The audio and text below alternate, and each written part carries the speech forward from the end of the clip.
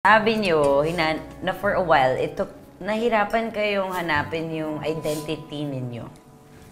Na sabi niyo, last year lang. At 39 years old niyo lang nahanap talaga yung sexuality ninyo. Ano pong kwento nun?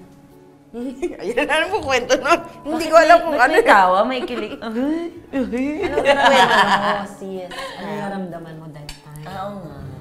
Bata pa lang kasi ako, meron na akong nafe-feel, napapansin sa sarili ko, pero hindi ko siya pinansin, in-entertain. Tuloy-tuloy lang. The way ako kumilos, the way ako pumorma, the way ako magsalita. Tapos ngayon, nung 39 nga ako, sabi ko, magpo-40 na ako, parang there's something missing, hindi ko alam ano yun, gano'n. So parang kang nahanap mo, anong mali, parang may kulang, parang gano'n. Tapos ayun na, yun na. Ayun na. Yun na siya. Ano po yung nagkulang? Ayun, hindi siya Nagkakagusto? May partner na po kayo ngayon. So may nagpapatibok ng puso. Nasa ano tayo, LGBT world tayo ngayon. Wow. Was it hard to accept na Nung una. that's how you are and that's how you feel? Yes, nung una. Totoo ba?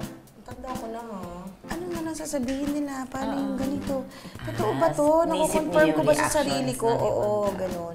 Tapos parang sabi ko, Kiber, kung ganito talaga ako, kailangan ko tanggapin. Di ba? Kailangan ko siyang i-accept. I'm so happy for you. You deserve it. I think after everything that you went through, it's about time. It's about time na kayo naman yung maging masaya.